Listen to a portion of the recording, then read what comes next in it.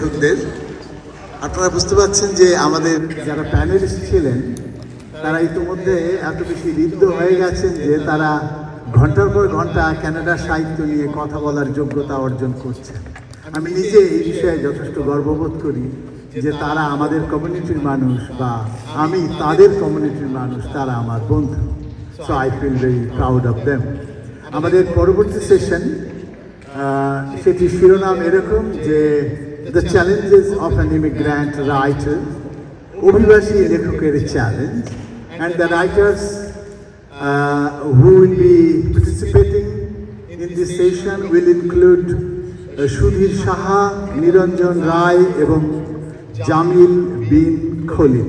I will request the writers to come to the dais, and this discussion will be moderated by Jannatul Naim. Jannatul, take the leftmost chair. And let me introduce Jannatul, and Jannatul will be introducing the other three panelists. Jannatul Naim's debut book, Kobi Bashana, was published in 2022.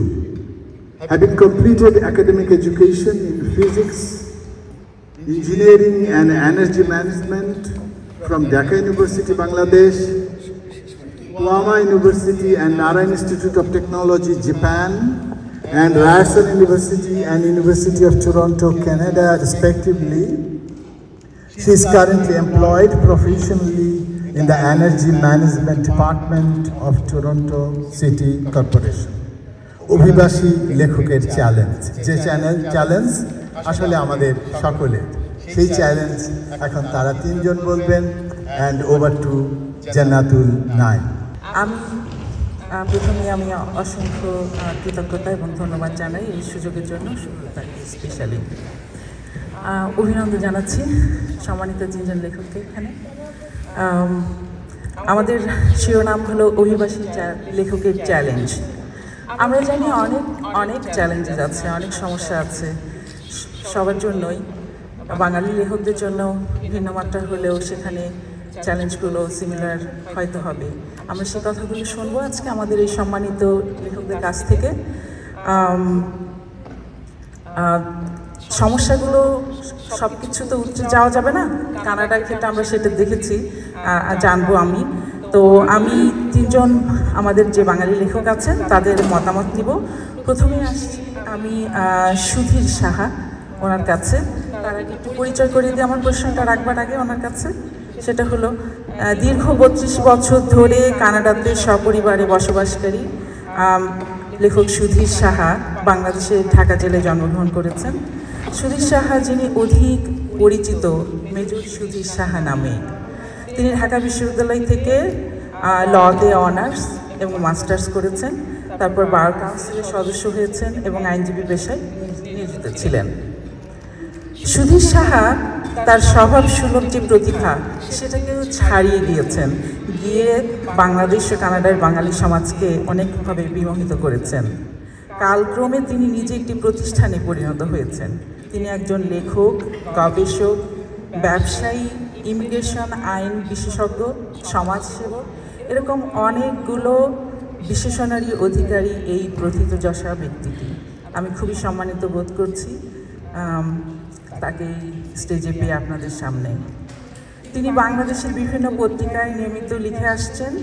তার এই পর্যন্ত প্রকাশিত বইয়ের সংখ্যা 25টি, যার মধ্যে উল্লেখযোগ্য হল বিশ্ব সভ্যতার ইতিহাস, world history of civilization, Bangla এবং ইংরেজি দুটো ভাষাতেই আছে, আবাসযোগ্য পৃথিবী কত দূরে, গল্প নয় সত্যি, দায় মুক্তির বাংলাদেশ, এলোমেলো চিন্তা ভাবনা, কান্না ইত্যাদি। আপনার মতামত শুনবো।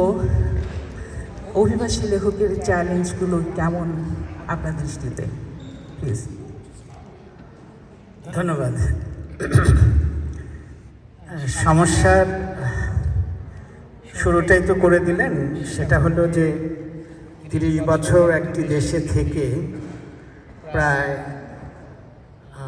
27-28 বছর ধরে এদেশের সিটিজেন হয়েও ইমিগ্রেন্টদের চ্যালেঞ্জ নিয়ে কথা বলতে হচ্ছে। অর্থাৎ আজও আমরা ইমিগ্রেন্ট হয়েই আছি। শুধু আমরা না, আমি এই ক্ষেত্রে বিউটি অফ কানাডা এই কথাটাই বলবো যে কানাডাতে সকলেই, কেউ চাইনিজ হয়েই থাকে, কেউ বেঙ্গলি হয়েই থাকে, কেউ ইন্ডিয়ান হয়েই থাকে এবং সকলেই আবার ক্যানাডিয়ান হয়ে থাকে। এইটা ক্যানাডার একটি সৌন্দর্য এবং এই সৌন্দর্যের জন্য আমরা কানাডাকে ধন্যবাদ দিই যে আমাদের আশ্রয়ের যে জায়গাটা পেয়েছিলাম আমরা সেই জন্য গর্বিত, ধন্য। কিন্তু ইমিগ্রেন্টদের সমস্যা একদম তার শুরু থেকেই শুরু হয়।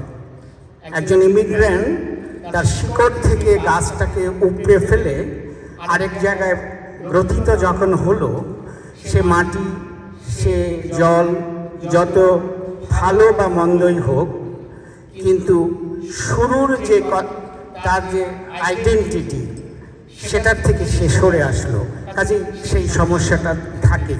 লেখকের সেই সমস্যাটা আরেকটু বেশি। যেমন আমার ক্ষেত্রে যদি বলি, আমি এখনও অধিকাংশ লেখাটাই বাংলায় লিখি।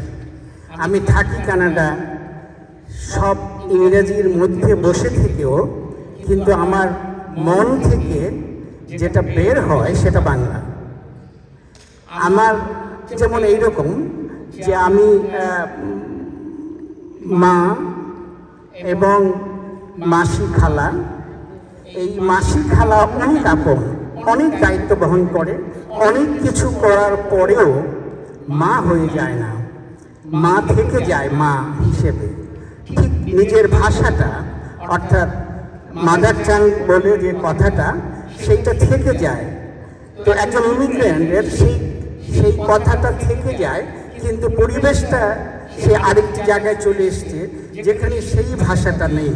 কিন্তু আপনি সাহিত্য চর্চা বলেন, লেখালেখি বলেন, গবেষণা বলেন, আপনি সেই ফেলে আসা জায়গাটাকে আঁকড়ে ধরে চলে যাচ্ছে। সবাই হয়তো এটা নয়, কিন্তু আমার মতো ইমিগ্রেন্ট এখন পর্যন্ত ইমিগ্রেন্ট হয়েই আছে এবং সেই সমস্যাটা, সেই চ্যালেঞ্জটা গ্রহণ করতে হচ্ছে এবং সেই চ্যালেঞ্জটা নিয়েই আমরা লেখালেখি করি। লেখালেখির আরেকটি বড় সমস্যা কিন্তু ইমিগ্রেশন না, ইমিগ্রেন্ট না। লেখালেখির একটি বড় সমস্যা হলো লেখালেখির যোগটা বড় কঠিন সময় পার করছে। এখন লেখা, একজন লেখক লেখেন পাঠকের জন্যে, পাঠকের অনুভূতি, তার অভিব্যক্তি লেখককে সামনের দিকে এগিয়ে নিতে, অর্থাৎ তার দিক পরিবর্তন করতে সাহায্য করে। কিন্তু আপনি পাঠক কোথায়? এখন পাঠক তো হারিয়ে যাচ্ছে। আপনার এই সামনে যে মোবাইল ফোনটা আছে সেটা নিয়ে এত ব্যস্ত। আমরা 30 বছর আগের কথা বলি, আমি তো সময় বেশি নিলে আমাকে তো আওয়াজ দিন। আমি যখন এসেছি কানাডাতে, আমি ট্রেনে, আমি বিভিন্ন যানবাহনে দেখতাম, এই ক্যানাডিয়ানদেরও দেখতাম হাতে একটি বই, প্রত্যেকের হাতে একটি বই, একটি ম্যাগাজিন। কিন্তু এখন আপনি কারোর হাতে একটি বই নেই, কারোর হাতে একটি ম্যাগাজিন নেই, আছে একটি মোবাইল ফোন। ঠিক আপনার দেশে, আপনার কাছে, আপনার ভাষার লোকও একই অবস্থা, আপনার সন্তানও একই অবস্থা। সেই জন্য লেখারই চ্যালেঞ্জের সময় এসছে।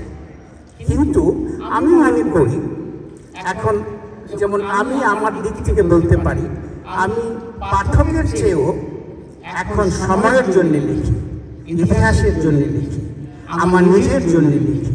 লিখে যাই, একদিন হয়তো পাঠক, আমি বিশ্বাস করি এই যুগটা চিরস্থায়ী যুগ হবে না। এই ভার্চুয়াল যুগটা দিয়ে পৃথিবী এগিয়ে যাবে, শুধু এই দিকেই থাকবে, আমি এটা বিশ্বাস করি না। আসবে মৌলিকত্বের দিকে আবার ফিরে আসবে পৃথিবী, আবার আমরা বই পড়ব, লাইব্রেরিতে যাব, লাইব্রেরি আমার সামনে, আমার পিছনে আবার হবে, এই আশাবাদ নিয়ে আমি এখনো লিখে যাচ্ছি। এবং সেটা পাঠক পড়ুক আর না পড়ুক, কত পাঠক পড়ছে না পড়ছে তার দিকে খুব একটা খোঁজ নিয়ে সেটা দিয়ে আগাতে পারছি না, বরং আমার আনন্দে, ইতিহাসের আনন্দে, সময়ের আনন্দে আমি লিখে যাচ্ছি। ধন্যবাদ। ধন্যবাদ। আমি যদি খুব ছোট্ট করে জানতে চাই যে চ্যালেঞ্জগুলো ওভারকাম করার কোনো পথ কি আপনি সহজে দেখতে পান? ইমিগ্রেন্টের চ্যালেঞ্জ ওভারকাম, আমি অ্যাকচুয়ালি চ্যালেঞ্জটাকে কি সার্বিক মানদণ্ডে দেখি। চ্যালেঞ্জ সকলের জন্যে, চ্যালেঞ্জ সময়ের জন্যে, সেটা ওভারকাম করা সময়ই বলে দেবে। সময় আপনাকে সেই চ্যালেঞ্জের জায়গাটায়, আপনাকে ওভারকাম করার জায়গাটায় হয়তো পৌঁছে দেবে। আপনাকে ধৈর্য ধরতে হবে। আপনি সকলেই সে ধৈর্য ধরবো সেই সময়টার জন্যে। কিন্তু থেমে গেলে হবে না, আপনার কলমটা চলতেই হবে, কারণ কলমের স্বার্থেই চলা উচিত। ধন্যবাদ। আমি এবার আসবো নিরঞ্জন রায় আমার কাছে। একটু পরিচয় করিয়ে দিই। 2006 সাল থেকে কানাডায় বসবাসরত লেখক নিরঞ্জন রায় পেশায় একজন ব্যাংকার এবং certified anti money laundering specialist. বাংলাদেশের সিরাজগঞ্জ জেলায় জন্ম নেওয়া এই লেখক ঢাকা বিশ্ববিদ্যালয় থেকে ফাইন্যান্সে অনার্স এবং মাস্টার্স করে বেসরকারি ব্যাংকে কর্মজীবন শুরু করেন। তিনি ব্যাংকিং ডিপ্লোমা অর্জন করেন এবং জাতীয় বিশ্ববিদ্যালয় থেকে ল ডিগ্রি লাভ করেন। 15 বছর ধরে একাধিক বেসরকারি ব্যাংকে তিনি নির্বাহী পদে নিযুক্ত ছিলেন। তিনি বাংলাদেশের অর্থ মন্ত্রণালয়ের অধীনে সিকিউরিটিজ অ্যান্ড এক্সচেঞ্জ কমিশনেও উপপরিচালক পদে দায়িত্ব পালন করেন এবং সরকারি কাজে বিভিন্ন দেশ ভ্রমণ করেন, যার মধ্যে থাইল্যান্ড, সিঙ্গাপুর, দক্ষিণ আফ্রিকা আছে। কানাডায় এসে তিনি ব্যাংকিং পেশায় নিয়োজিত হন এবং কানাডা থেকে সিপিএ, সিএমএ এবং আমেরিকা থেকে সিএএমএস ডেজিগনেশন লাভ করেন। তিনি বাংলাদেশের একাধিক পত্রিকায় নিয়মিত লিখে আসছেন।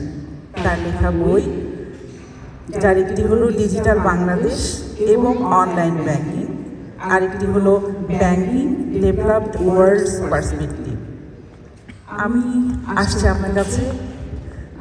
আপনার কাছে জানতে চাই অভিবাসী লেখকের চ্যালেঞ্জগুলো আপনি কীভাবে দেখছেন? Thank you.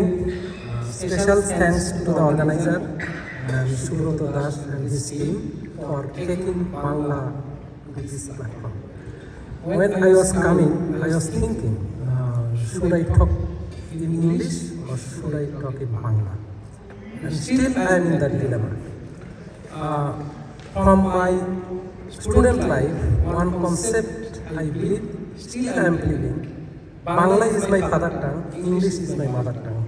Because, sorry, I say other way around. English is my father tongue, Bangla is my mother tongue. I need English because of professional knowledge, professional performance to earn money, which is related to father. Historically, we have seen. But now scenario changes. More money, sometimes father. That's true. Nice. And love, affection, feelings, emotion, all related to my mother tongue, which is related to my mother. So I am switching to Bangla. Challenge definitely challenge আছে, but আমি চ্যালেঞ্জটাকে isolated করে দেখি না, আমি আরেকটু ব্যাকে যাই। চ্যালেঞ্জের সাথে আমি স্কোপ অ্যান্ড অপরচুনিটিটাও অ্যাড করি। আমি চ্যালেঞ্জ করার আগে বলবো যে আমাদের স্কোপ অ্যান্ড অপরচুনিটি দেখি, it's a huge compare to challenge. The প্রমাণ তার আজকের এই প্ল্যাটফর্ম। আমরা টরন্টোতে এরকম একটা মাল্টিল্যাটারাল সিটিতে এরকম এখানে বসে অন্যান্য ল্যাঙ্গুয়েজের সাথে বাংলা নিয়ে কথা বলছি, এটাকে আজ থেকে 5 বছর আগে আমি অন্তত কল্পনা করিনি। আজ বাংলা কতগুলো টিভি চ্যানেল আছে, কতগুলো পত্রিকা বের হয়, প্রচুর লোক লিখে। ফেসবুকের কথা যদি বাদও দেয়, আমি এখানে বসে বাংলাদেশে 4টে পেপারে লিখি, রাত্রে লেখা পাঠাই, সকালে ঘুম থেকে লেখা চালু। ইট ওয়াজ নট পসিবল আজ থেকে কয়েক বছর আগে। This are the opportunity, it's growing, you have to catch it. Challenge অনেক আছে, এটা ঠিক। আমি যে চ্যালেঞ্জটাকে দেখি, পাঠক নাই সেটা একটা চ্যালেঞ্জ, বা পাঠক পড়ে না ঠিক না, আসলে পাঠক বেশি পড়ে। আমি ফেসবুকে নাই, আমি ফেসবুকের মানুষ না, এদিক ওদিক থেকে যা শুনি, যত পরে আগে এত পড়েনি আর কি, এটা ঠিক। তবে কোয়ালিটি লেখা এবং কোয়ালিটি পাঠক বরাবরই কম। আমার মনে আছে আমরা যখন ছাত্র জীবনে তখন হাতে গোনা দু একটা পত্রিকা ছিল, সংবাদ, ইত্তেফাক, এরকম। সংবাদে কিছু রিনাউন কলামিস্ট লিখতেন, তার মধ্যে সিরাজুল ইসলাম স্যার এখনও লেখেন গাছপাথর, সন্তোষ গুপ্ত লিখতেন অল্পদর্শী, আবু জাফর শামসুদ্দিন লিখতেন বৈহাসিকের পার্শ্বচিন্তা। These are my favourite column. ওই সময় দেখতাম আমাদের হলের ছাত্র, university student, few people use to read column. কিন্তু কোয়ালিটি লেখা সবসময় কম আসে, সেটা চ্যালেঞ্জ না। আমি যেটা মনে করি যে আমরা যে লিখি, আমি অবশ্যই একটু ভিন্ন ধরনের লেখক বলে দাবি করি না। আমার লেখার বিষয়বস্তু ব্যাংক অ্যান্ড ফাইন্যান্স, এর বাইরে আমি সাধারণত যাই না। মাঝে মধ্যে কিছু ইমোশনাল লেখা লিখি, যেমন একদিন প্লেন পড়তে গেলাম, অবস্থা দেখে আমাকে গুলিস্তান মনে হয়, আমি এটা লিখে ফেললাম যে টরন্টোর গুলিস্তান দেশ নম্বর এরকম, বাট সেগুলো খুবই সীমিত। তো আমি যেটা মনে করি যে আমাদের আসলে নতুন প্রজন্মের পাঠক, এইটা আমার কাছে একটা বড় চ্যালেঞ্জ মনে হয়। তারা আসলে তাদেরকে কি আমরা পাঠক বা লেখক হিসেবে কতটুকু উদ্বুদ্ধ করতে পারতেছি, কিন্তু তাদের যে আগ্রহ নাই ব্যাপারটা কিন্তু তা না। আমরা যদি ওইটা না করি, আমাদের পাঠক আমাদের সমসাময়িকের মধ্যে থাকলে এবং আস্তে আস্তে কমতে থাকবে। কারণ নতুন প্রজন্মের ছেলেমেয়েরা যখন এই দেশে বর্ন বা বর্ড অফ হয়, তারা তো এই কালচার দিয়ে ডমিনেটেড হয়। তারা আমাদের দেশের যে আমার যে শিল্প, সাহিত্য, সংস্কৃতির বিশাল একটা ভাণ্ডার আছে, সেটা তারা জানেই না। আমার মনে আছে 5-7 বছর আগে একটা ঘরোয়া অনুষ্ঠানে আমি কথা বলতে আমি রবীন্দ্রনাথের ছুটি গল্পের কথা বলতেছিলাম। সেখানে 5-7টা ছেলে এই নতুন প্রজন্মের দাঁড়ানো ছিল, হঠাৎ করে কমেন্ট করে বসলে ব্রাউন প্যারেন্টের একই সমস্যা, ঘুরে ফিরে বাংলায় যায়। আমি তখন ওভারহিয়ার করলাম, আমি তখন ডাকলাম আর কি, যে তুমি ব্রাউন প্যারেন্টস দিয়ে কী বলতেছো? সাহিত্য সংস্কৃতি তো ইংলিশেও সমৃদ্ধ, তুমি কি সেটা জানো? আমি তাকে ইনস্ট্যান্ট কিছু বললাম যে তুমি কি টু ড্যাফোডিল আর দি ড্যাফোডিলের পার্থক্যটা বুঝো? তুমি কি টু প্যাট্রিয়ট আর দি প্যাট্রিয়টের পার্থক্য করছো কবিতাগুলো? তুমি মাদারিন ম্যান্ডেলের জেরি চরিত্রটাকে কীভাবে দেখো? বা জনাথন সুইফটের যে গ্যালিভারকে নিয়ে 4টে বিখ্যাত লেখা আছে পড়ছো? একদম টোটালি ব্ল্যাঙ্ক, কিছু আইডিয়া নেই। কিন্তু মুখটু কালা করলাম, আমি ভাবলাম যে সে আমার রাগ হলো, তাই যেন আমি তাদের কিছু মনে করলাম না, আমার মতো আমি বললাম। 7-8 বছর পরে একটা অনুষ্ঠানে দেখা পাইছে, সে তার ইউনিভার্সিটি পার করে ফেলছে, বড় হয়ে গেছে। হঠাৎ একটা ছেলে এসে বললো যে আঙ্কেল কেমন আছে? আমি তো আর চিনতে পারি না, যাই তবুও ভাবলাম যে সে বললো, তারপরে পরিচয় দিল আমার নাম কোনো আছে কেমন আছে। সে বললো যে আঙ্কেল তুমি যে কবিতাগুলোর কথা বলছো, আমি পড়ছি অধিকাংশগুলো, খুবই সুন্দর, তুমি কি আরও কিছু বলতে পারবো? কারণ আমি তো সাহিত্যের লোক না, আমি যা জানি তাই বললাম, তুমি সাহিত্যের লোকজনের সাথে যোগাযোগ করো। অর্থাৎ আগ্রহ আছে, কিন্তু আগ্রহটা সৃষ্টি করতে হবে। এটা আমার কাছে একটা বড় চ্যালেঞ্জ মনে হয়। এটা যদি আমরা তৈরি করতে পারি, 100টা নতুন প্রজন্মের ছেলেকে উদ্বুদ্ধ করলে তার ভিতর থেকে ভালো লেখক বের হবে, ভালো। এটাই আমার কাছে বড় চ্যালেঞ্জ মনে হয়। আর একটা হলো যে এখন ছাপানোর জায়গা যেমন আছে, সেখানে সীমাবদ্ধতা কিছু আছে, যেখানে আমি ব্যক্তিগতভাবে মনে করি যে কানাডা থেকে 3-4টা পেপার বের হয়, কিন্তু কেন জানি এডিটোরিয়াল পলিসি সম্পর্কে আমি পরিষ্কার না। আমি লিখলে লেখাটা ছাপবে কিনা, তাদেরকে অনেক কিছু চিন্তা করতে হয় আর কি। যেমন আমি মাত্র কিছুদিন আগে কানাডার সুদের হার পৌঁছাইতে কানাডিয়ানরা কি লাভবান হবে অনেকেরই জানা দরকার। সেই লেখাটা আমাকে ছাপতে হয়েছে বাংলাদেশে, ওইটা কিন্তু অ্যাপ্রোপ্রিয়েট স্থান কেনা, কিন্তু আমি দিব সেখানে হয়তো যারা বাড়ি কেনাবেচার সাথে জড়িত তারা প্রচুর অ্যাডভার্টাইজমেন্ট দেয়। এরকম একটা ঘটনা ঘটছে। আপনি শেয়ার করেছিলেন কিছুদিন আগে, বেশ কিছুদিন আগে, 7-8 বছর আগে আমি একটা আর্টিকেল লিখছি, 2 কলামের একটা আর্টিকেল। প্রথম পার্টে একটু সমালোচনা ছিল, দ্বিতীয় পার্টে ছিল সেই লোকগুলোরই প্রচণ্ড প্রশংসা। প্রথম পার্ট ছাপা হয়েছে, লেখাটার হেডলাইন করে ভিতরে যায় উনি, ওনারা 3-4 জন যায় এডিটরকে বলছে যে এই লেখা ছাপানো বন্ধ করে। তো এডিটর আমাকে ফোন দিলাম, এটা তো আপনি ভুল করবেন, সমালোচনাটা শিখে দিলেন, প্রশংসা না বলে এটা চাপেন, ঠিক আছে আর ছাপেন না, আমি আর কানাডার কোনো পত্রিকায় লিখবো না আর কি। আমি আর লিখিনি এখন পর্যন্ত আমি আর লিখিনি আর কি। এই চ্যালেঞ্জগুলো বুঝাইতে হবে যে this is my editorial policy, এই পলিসি আমি ফলো করবো, এই পলিসিতে পড়লে আমি লিখবো আর কি। সেগুলো মনে হয় আছে, আমি যেহেতু লিখি না জানি না, বাট এগুলো আরেকটু পরিষ্কার হওয়া দরকার। চ্যালেঞ্জ আছে, অপরচুনিটিও আছে, সেই অপরচুনিটিগুলোকে আমি ক্যাচ করতে হবে। তো আমার মনে হয় we are moving ahead, more opportunity compare to challenge, more scope compare to limitation, সেগুলোকে আমাকে ক্যাচ করতে হবে। Thank you. অনেক বাস্তব অভিজ্ঞতার আলোকে আমরা কথাগুলো শুনলাম, প্র্যাকটিক্যাল পার্সপেক্টিভ, মানে ফাইন্যান্স নিয়ে পড়াশোনা পেশায় থাকলেও যে জ্ঞানের কথা বললেন, সত্যি আমি মুগ্ধ হলাম। আজকে অডিয়েন্স আর হয়েছেন, আমরা শিখলাম। আমি এবার আসছি আমাদের সর্বশেষ সম্মানিত লেখক জামিল বিন খলিল। আমি হাসছি কারণ আমি অনেকে চিনি এবং আমি সবসময় কবিতা পড়ি, আমাদের আবৃত্তি মেলায় ওনার কবিতা পড়ানো হয়। একটু পরিচয় করিয়ে দিই। জামিল বিন খলিল বাংলাদেশের সিলেট জেলায় জন্মগ্রহণ করেছেন, তবে তার বেড়ে ওঠে এবং লেখাপড়া চিটাগং শহরে। 8 বছর ধরে তিনি কানাডাতে বসবাস করছেন। বর্তমানে একটি নন প্রফিট অর্গানাইজেশনে উনি কর্মরত আছেন। সকলেই কবি নয়, কেউ কেউ কবি। কবি জীবনানন্দ দাশের এই কথার সাথে শতভাগ সহমত তিনি। কবিতা লেখার চেয়ে পড়া তার বেশি প্রিয়, তারও বেশি প্রিয় তার আবৃত্তি শোনা। লেখালেখির ক্ষেত্রে প্রেম ও বিরহের বিষয় ছাড়াও সমসাময়িক বিষয়, সামাজিক অসমতা, মুক্তিযুদ্ধ, বঙ্গবন্ধু, এইসব বিষয়গুলো তাকে খুব টানে।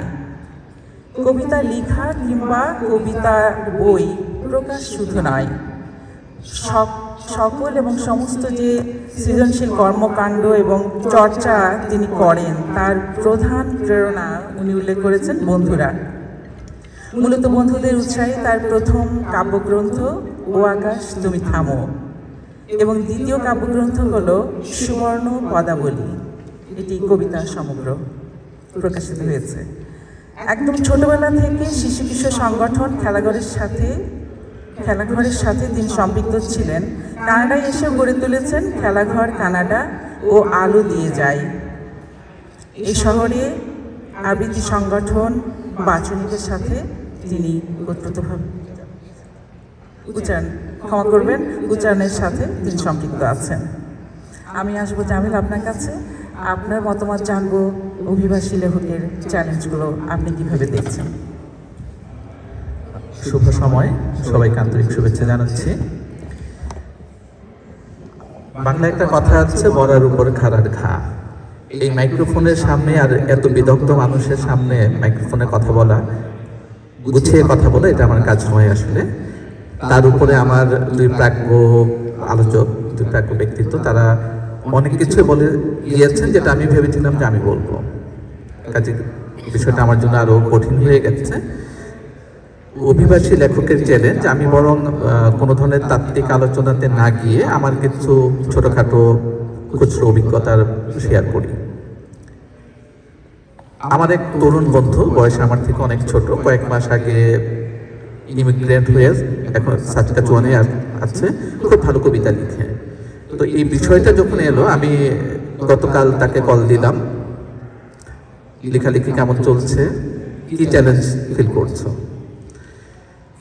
অনেকটা মন খারাপ করে বললো, ভাই রে, পুরো জীবনটাই চ্যালেঞ্জ হয়ে গেছে, কবিতা আপাতত বাদ, একটু গুছিয়ে উঠি, তারপরে আবার লেখালেখি শুরু করব। আমি একদমই অবাক হইনি। 8-9 বছর আগে আমি যখন কানাডায় আসি, আমার অবস্থাও একদম তাই ছিল। তার সাথে কথা শেষ করার পরপরই আমার ওয়াইফ আমার পাশেই ছিল। তাকে জিজ্ঞেস করলাম যে তোমার কোনো ভাবনা আছে এই বিষয়ে। সে আবৃত্তি করে, অনেক দিন ধরে কবিতা পড়ে, আবৃত্তি করে। কিছুক্ষণ আমার দিকে তাকালো, একটু করে চুপ করে থাকলো, তারপর বলল, ভাবো বেটার কোনো জব খোঁজার কথা ভাবো। ছেলেটা 2 বছরের মধ্যে ইউনিভার্সিটিতে যাবে, বিরাট খরচের একটা চাপ এসে পড়বে মাথায়, সেইটা নিয়ে ভাবো। আমি বলি যে আচ্ছা ঠিক আছে। আমাদের এই শহরে আমাদের খুব প্রিয় কবি, আমাদের প্রিয় মানুষ কবি আসাদ চৌধুরী, আগামীকাল তার 2য় মৃত্যুবার্ষিকী। কবির প্রতি গভীর শ্রদ্ধা জানাই। বছর 3 কিংবা 4 বছর আগে আমাদেরই একটা অনুষ্ঠানে কবি আসাদ চৌধুরী বলেছিলেন যে আমি গত 5 বছরে একটা কবিতা লিখতে পারিনি। কি করে লিখবো? এদেশের গাছ আমি চিনি না, এখানকার পাখির সাথে আমার কোনো আত্মীয়তা নেই, এখানকার ফুলের নাম আমি জানি না, আমি কিভাবে কবিতা লিখি?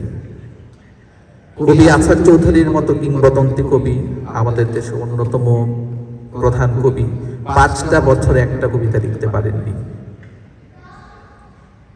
আমাদের অনেকের অবস্থাও তাই। অনেক সময় আমাদের কবিতারা আসে, আমরা বলি একটু অপেক্ষা করো, গুছিয়ে নিই, কবিতারা চলে যায় অভিমানে। এই শহরে এখনো যারা কবিতা লিখেন, অনেক বছর ধরে কবিতা লিখছেন, গল্প লিখছেন, উপন্যাস লিখছেন, আমি বাংলাদেশিদের কথা বলছি, আমরা দেখি যে তারা কানাডায় লিখেন, কিন্তু তাদের প্রেক্ষাপট এখনো বাংলাদেশ। আমি কবিতা লিখি কানাডায় বসে, কিন্তু আমার প্রেক্ষাপট বেশিরভাগ ক্ষেত্রেই বাংলাদেশ। বাংলাদেশের প্রেক্ষাপটে, আমার বেড়ে ওঠার প্রেক্ষাপটে, আমার চেনা জগতের প্রেক্ষাপটে আমি কবিতা লিখি। কিন্তু আমি তো চলে এসেছি সেই 8-9 বছর আগে। আমার কাছে বাংলাদেশটা ঠিক সেই জায়গাতে আছে, কিন্তু এর মধ্যে পদ্মা মেঘনা যমুনার জল অনেক গড়িয়ে গেছে। আমি দ্রোহের কবিতা লিখি, কিন্তু আমি অনেক দিন ধরে জানি না শহীদ মিনারের সামনে মিছিলে দাঁড়ালে এখন রক্ত কতটা উত্তপ্ত হয়ে ওঠে, রক্তের তাপমাত্রা কত হয়।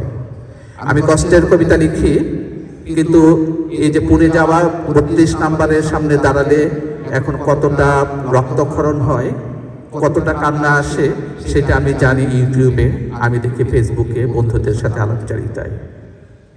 আমাদের অনুভূতি, সেই যেন অনুভূতিগুলিকে এখন আর ছুঁয়ে ছুঁয়ে যাওয়া হয় না। এখন আমরা কল্পনা থেকে, ইউটিউব থেকে, ফেসবুক থেকে অনুভূতিটা ধার করে কবিতা লেখার চেষ্টা করি। এখানে আমি মনে করি যে আমাদের কবিতারা কিছুটা হলেও মাঝে মাঝে পথ হারায়। কানাডায় আমি যেটা দেখি যে আমাদের অনেক কিছু খুব দ্রুত পরিবর্তন হয়, প্রতিদিন আকাশ পরিবর্তন হয়, জলবায়ুর মধ্যে সকালে বিকালে সন্ধ্যায় পরিবর্তন দেখি, মানুষের মধ্যে পরিবর্তন দেখি, সম্পর্কের মধ্যে। আজকে যে বন্ধু, শনিবারে যে বন্ধু সোমবারে দেখেছে সে বন্ধু নাও থাকতে পারে। সকালে যে বন্ধু রাতে দেখেছে সে আমার কট্টর সমালোচক হয়ে উঠতে পারে। এই পরিবর্তনগুলি আমাদের কষ্ট দেয়, কবিতাদের কষ্ট দেয়। মানুষের বদলে যাওয়ার মধ্যে আমি কবিতা খুঁজি, সম্পর্কের বদলে যাওয়ার মধ্যে কবিতা খুঁজি। কখনো পাই, কখনো পাই না, কখনো লিখে ফেলি বদলে যাওয়া নষ্ট শহর কবিতাটি। সেই কবিতা পড়ে আবার কাছের মানুষ দূরে সরে যায়, তারা ভাবে তাদেরকে নিয়ে কবিতা লেখা। এখানেও হোঁচট খাই, আমাদের কবিতারা হোঁচট খায়।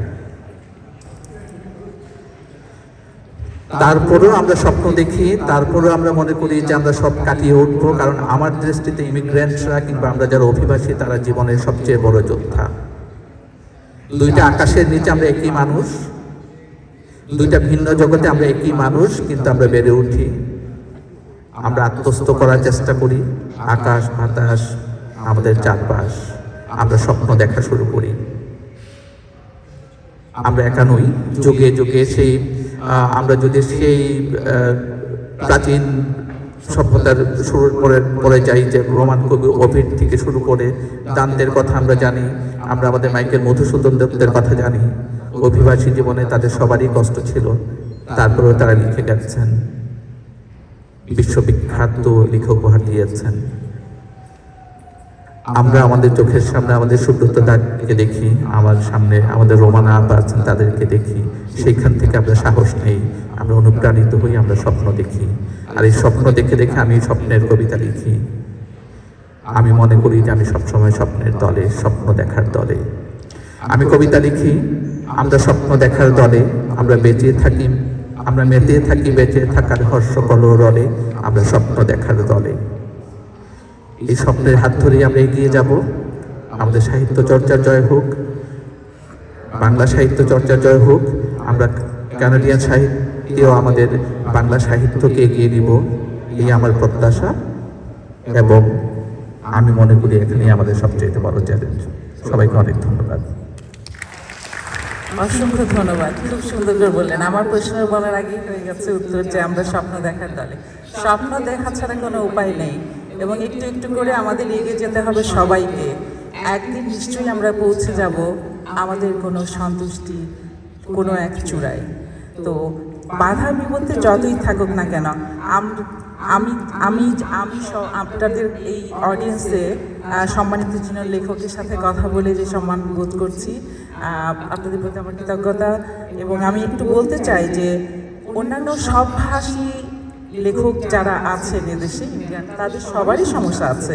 আমরা বাংলা ভাষাতে একটু বেশি পিছিয়ে আছি, বাট আমরা এগিয়েও আছি এই দিক থেকে যে আমাদের আত্মিক সম্পৃক্ততা এত স্ট্রং, মানে এত বলিষ্ঠ, যে আমি বলবো যে সেটা আমাদের একটা অ্যাসেট, আমাদের একটা সম্পদ এগিয়ে যাওয়ার ক্ষেত্রে।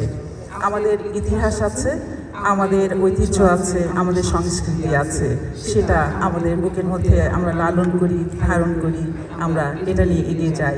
কারণ আমাদের আত্মিক যে সম্পৃক্ততা, আমরা এখানে থাকলেও দেশের প্রতি যে কানেকশান আমরা ফিল করি সোল টু সোল, সেটা কিন্তু রয়ে যায়, এবং সেটা ভালো।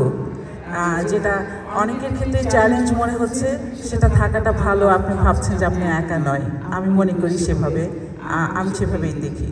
তো আমি শুধু এটুকুই বলবো যে সব সমস্যার তো সমাধান এখানে হবে না বা একদিনেও হবে না, ওভারনাইট কোনো সলিউশন নেই। আমরা একটু একটু করে এগিয়ে যাব এই সাহিত্য চর্চার মধ্য দিয়ে, এবং আমরা প্রসারিত করব আমাদের যে সাহিত্য হৃদয় আছে সেটা। পিছিয়ে থাকবো না, এই সংকল্পে আমরা পৌঁছে যাব আত্মতৃপ্তির কোনো এক চূড়ায়। সবাই ভালো থাকবেন, সবাইকে ধন্যবাদ। ধন্যবাদ।